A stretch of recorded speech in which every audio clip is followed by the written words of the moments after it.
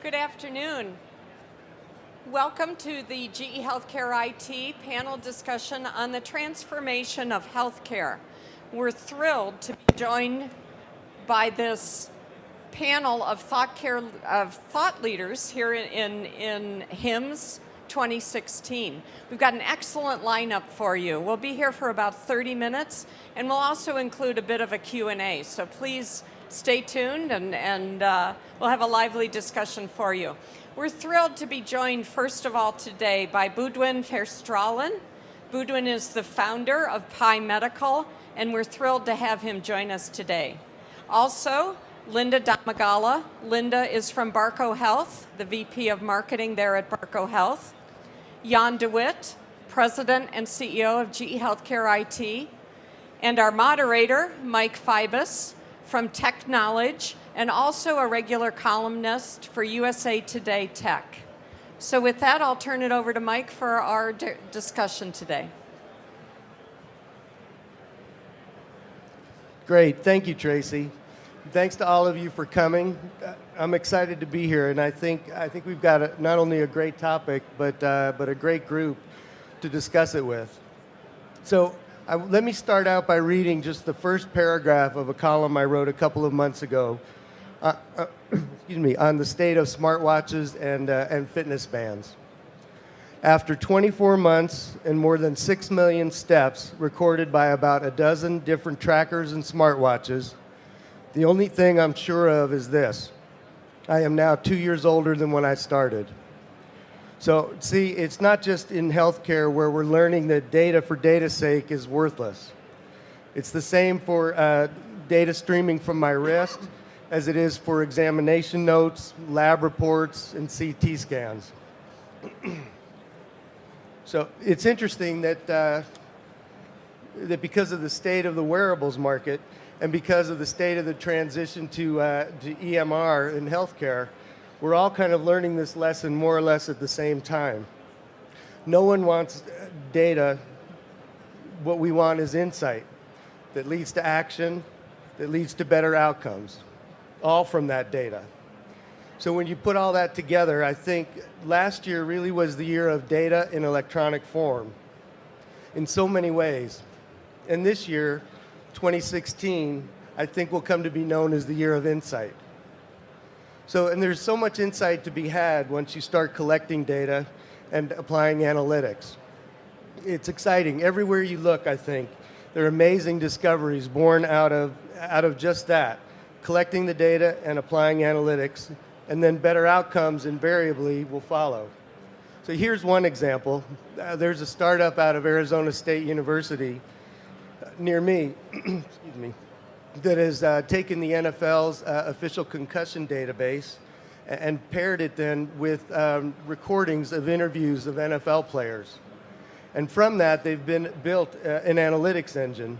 And if you feed that engine a player interview, it will tell you how long it's been since he's played in a game. That's exciting and a little bit scary. So here's another one.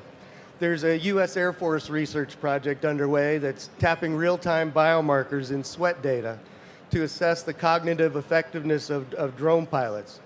Now, the drone pilots fly 3 drones at a time, all with very powerful payloads, obviously. So what they want is for those pilots to be at their best, to be rested, alert, hydrated, all variables that they can now quantify with their experimental patches. So many of these discoveries are happening all around us, and we're in for a whole lot more, which is why it's such an exciting time we're living in, with so much possibility to make us all healthier and live longer. But only if we can understand what the data is telling us, because with nothing more than a pile of data, we're no better off than we were. Okay, so let's get to it. To discuss the digital transformation with big data and analytics, we've got a big player in the healthcare solutions world in GE here on the panel. And today, GE announced that 7 healthcare-focused software developers are moving their solutions over to the GE Health Cloud. And we've got 2 of them here today with us. Okay, Jan, let's start with you. What are you hearing from healthcare providers? What are they telling you that they want? What are you looking to provide them? Hopefully there's overlap there, yes? So look, the most used word when we talk to customers is value, right? That's all they care about at this point in time. Value defined as more, better quality healthcare for their patients at lower cost. And that's pretty much driven by both economic and regulatory realities. Now we've seen in other industries where value, we would call it productivity.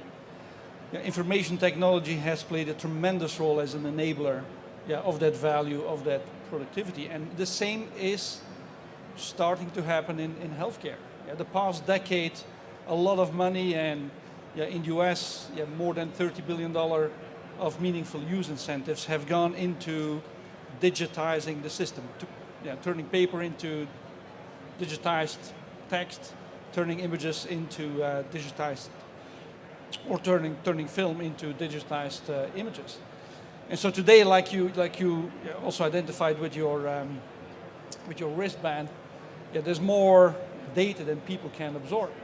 And what I realize is that data is not equal to value yet. It's all about using analytics to turn that data into insight, and then use workflow and collaboration capabilities to turn that insight into action. That's the only way to get outcomes, clinical outcomes, and economic outcomes. And that's where, if you look around in the GE booth, in all of our solutions, the focus is on what's the analytical value we can bring and what is the workflow, the collaboration value we can bring.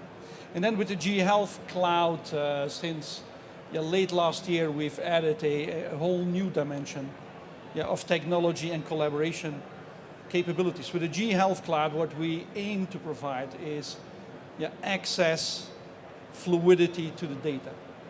Okay, so the data can be used to be turned into insight. And so this data coming from the GE devices, from non-GE devices, and any other sources of data.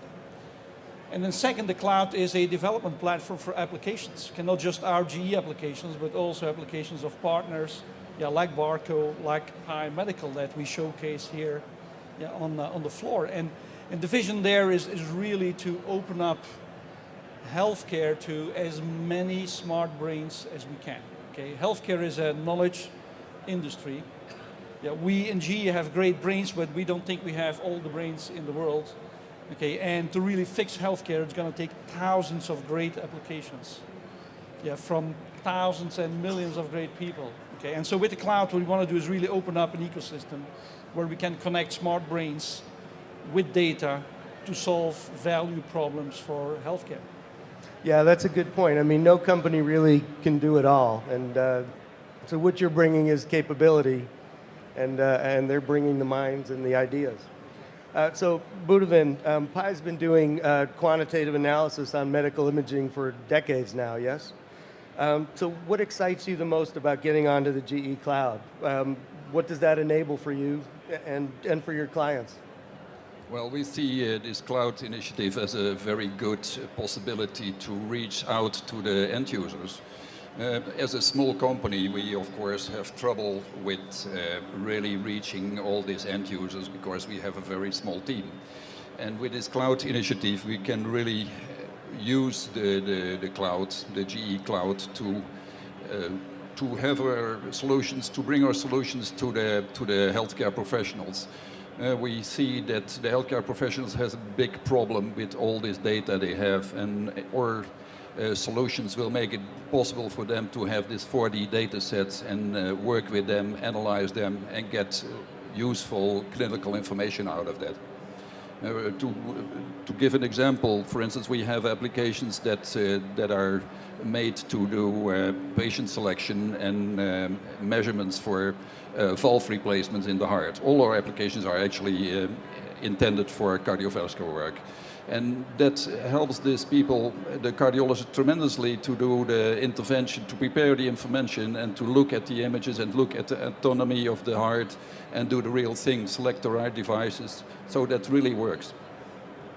So, okay. Is there a real-time component to it? solutions are not for use when the patient is on the table. We have other solutions that are indeed used in the cath lab, and there I don't see so much involvement of the cloud, because there you, you really have to do your work in the cath lab, and you don't want to be connected with the outside or have any interaction with the outside. I think I'm too close to the speaker somehow. Yeah. Okay, I will try to do it like this.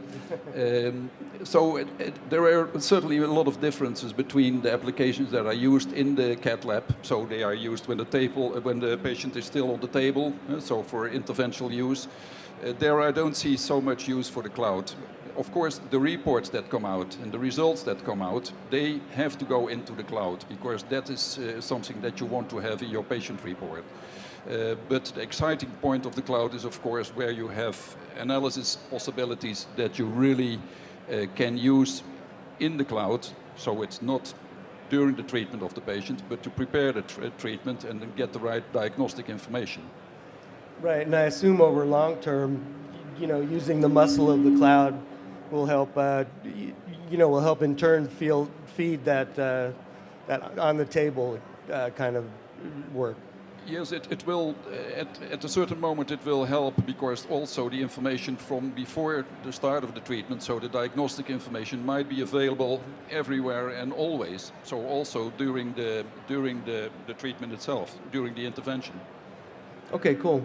Linda, you're more about sharing the images themselves and presenting them. So same question for you. What is the cloud doing for you and for your clients? Yeah, so we're looking to really connect clinicians with specialists so they can share images, share information, share expertise in a way that's easy to use, intuitive, and that really fits in their workflow. And to do that, really, you need a cloud to connect people to easily, in real time in some cases, share that information. So people are looking at the same information at the same time and can have a really useful collaborative discussion around patient care. Okay, and so how much of that comes in and out of the cloud? That's a real enabler for you then? It is, because, for example, if you look at a case of a radiologist collaborating with a general practitioner on the diagnosis and really trying to get further understanding, in some cases they can go sit next to each other and talk about it, but more and more we have healthcare enterprises where people are in different locations. If you want to connect to a specialist who knows more about one type of situation than anyone else, often they're going to be remote, and so you need the cloud as a real effective way to connect them and to share that information and those images. Okay, cool. Bodovan, as we transition to the cloud, what does that do to your role as an ISV? How does that change what you're doing now? I would say that a lot of the difference is in the way that we reach out and partner to reach the end user. The cloud is a way. Up till now, we worked with workstations. So we installed a workstation in the hospital, and the clinician had to go to that workstation and do his work there and his analysis. And then he would take the reports and go on and draw the diagnostic conclusions. But now you can do that everywhere, and you can do it always, and you can also share it with other people. So if you want to have an opinion of one of your colleagues, you can share the results, you can share the input, and you can, in that way, improve the healthcare, in my opinion. Another point is that if we get all these reports in the cloud, that would be a perfect way to see long-term outcomes of treatment and to improve the healthcare. And that's certainly one of the large advantages of having this cloud initiative. And so big data will help to improve the healthcare. Event-driven healthcare is really something which is, it's not new, but it's something that's really necessary. Right, that makes sense. I mean, big data is, it isn't big until you feed it over the long haul, right? It's just early data. If I may add another comment on that, big data is of course nice, but it has also to be reliable data. If you put rubbish in, you will not be able to get any result. So you need reliable, so accurate and reproducible measurements and information there. Okay, is it too early to start working on those long-term benefits of having this, big collection of data? Well, of course, you have to feed the database, and that's depending on the clinicians. So we have to wait for them to fill it. Right. So Linda, I know you've been moving to the cloud for a while now, yes? Yeah, well, we already, for our radiology products, have a quality assurance solution that manages the quality of all our radiology diagnostic displays, lets facilities and partners track how they're doing, if there's any activity that needs to happen to keep them up to compliance. And so all of that data and all of that management's already been in the cloud. So we've had some experience doing that as well. And then so for this collaboration effort, obviously we need the cloud to connect people and to share information, and the GE Health Cloud gives us a perfect infrastructure to build upon for that. Right. And so I assume you're going to be doing more capability then as you get more capability, cloud capability.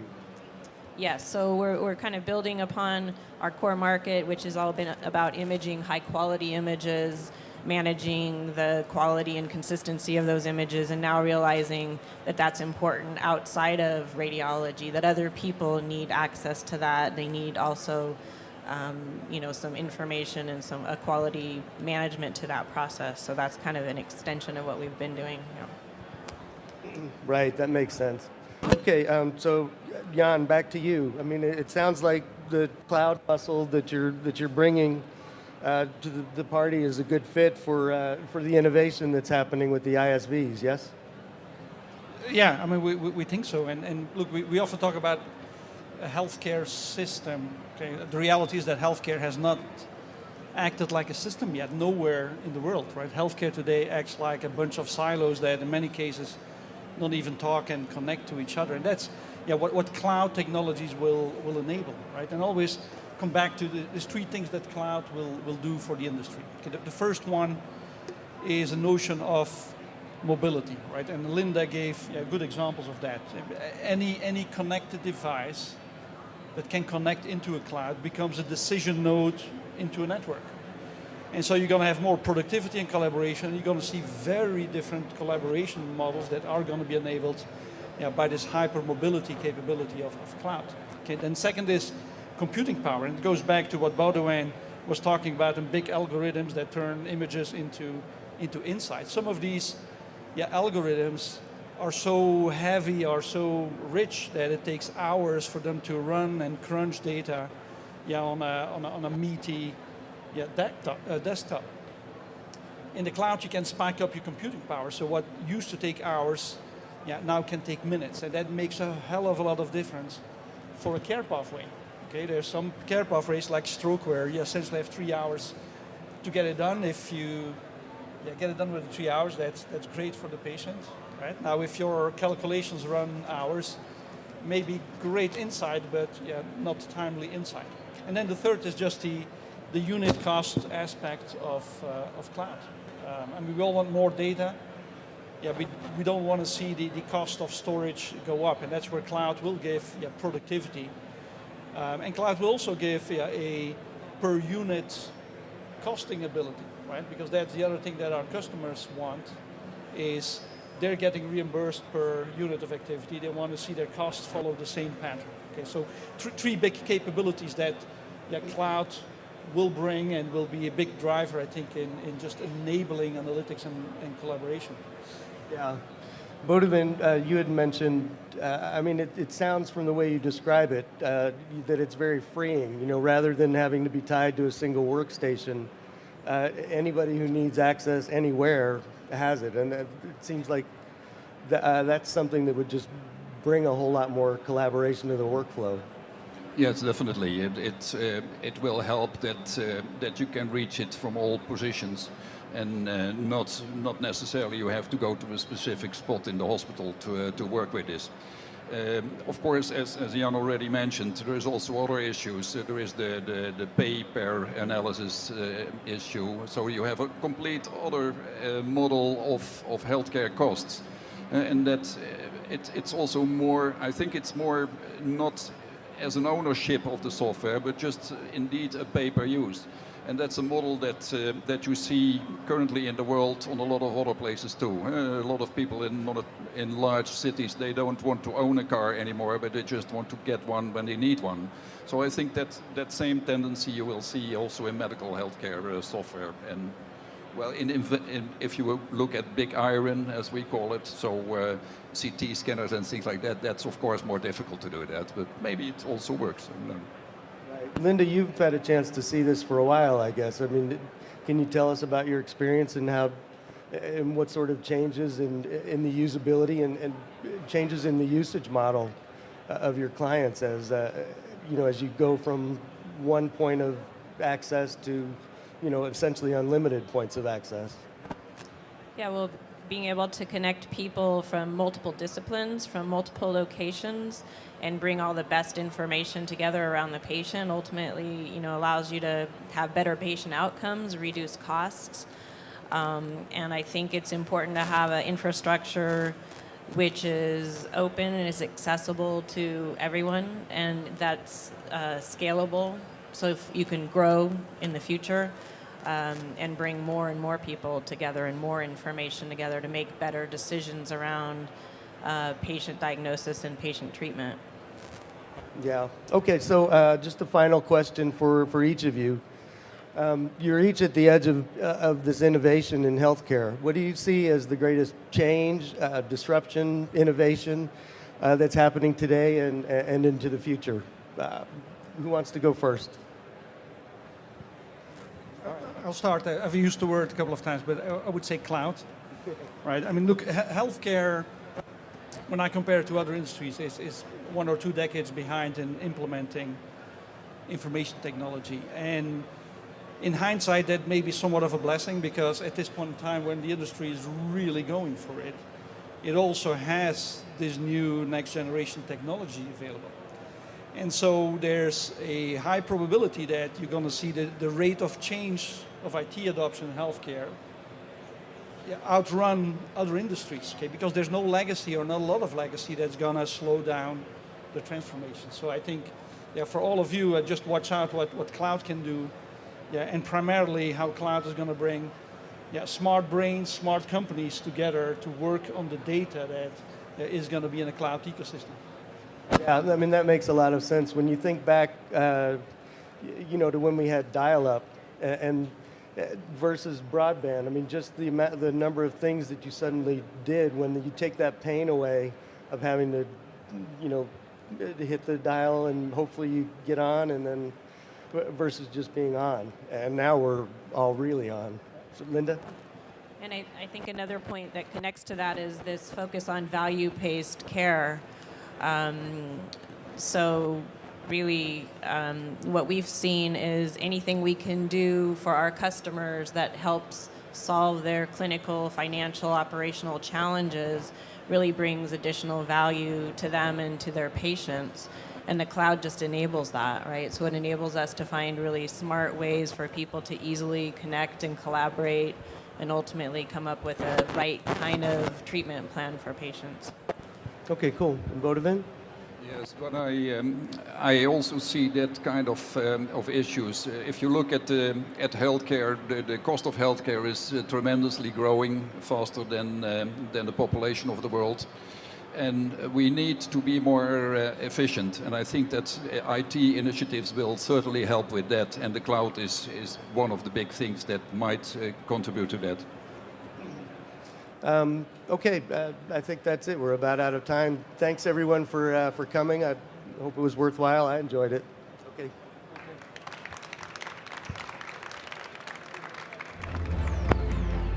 What if you could help reduce up to 20% of clinician time spent preparing for multidisciplinary